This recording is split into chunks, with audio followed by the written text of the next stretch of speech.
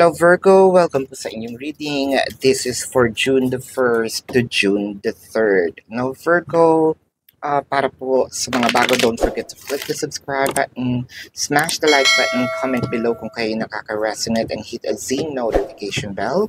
At kung gusto niyo pong sumali sa ating live sessions, dun po yun sa kabilang channel, that is Babaylan TV.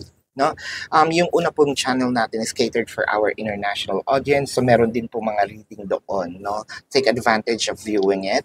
And Virgo, kung wala naman po kayong time para sumali sa ating live sessions, sa comment section ng video na ito, as long as your question is answerable by yes or no, by all means, drop it. Kung feeling nyo hindi naman kayo masasatisfy sa yes or no na sagot, might as well use the form sa description box po, no? Either you have to click the link or copy the link, no? Then there is a drop down there, type in your question, follow the instructions, basahin po mabuti, and click submit. Or if you want to avail our private reading, doon din po yun sa description box, no?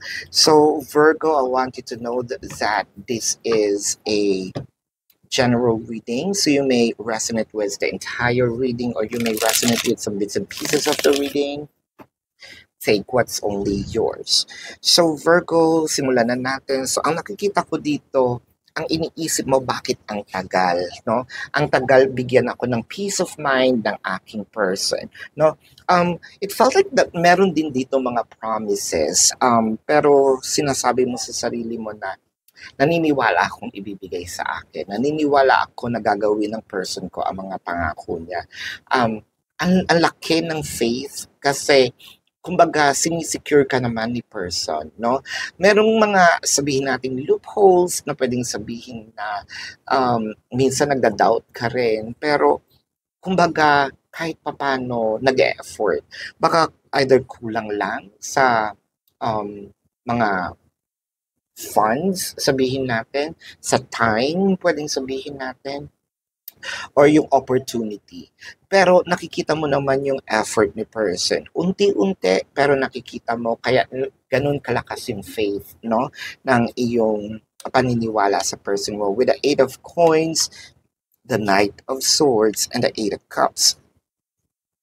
So kung meron ditong pangako na dadaling ka sa ibang bansa for work, no, nakikita ko matutupad naman yon para sa ibang Virgo. Now with the Knight of Swords and 8 of Cups, medyo ang inaano lang natin dito is bakit kasi Knight of Swords parang ang ine-expect natin medyo nung pinangako niya may specific date. Pero parang naurong ng naurong. So parang kinakabahan ka dito na totoo bang gagawin niya? Or ako pa kaya yung mahal niya? With the Sun and the Empress, it felt like there is some fear in here na baka merong ginagawa, you know, yung person mo behind your back. I'm seeing a bit of a distance in here. The person might be in a different either city, state, county, country, different continent, no? But with the Empress, I feel like I think that yung inaantay mo rin dito, no? Para meron either ikaw yung may magandang balita sa kanya, yung iba sa inyo parang, hey, we're going to have a family with the 4 of Swords, the 10 of Cups, the Queen of Swords. I feel like whoever this is na merong bit-bit, no? Na magandang balita.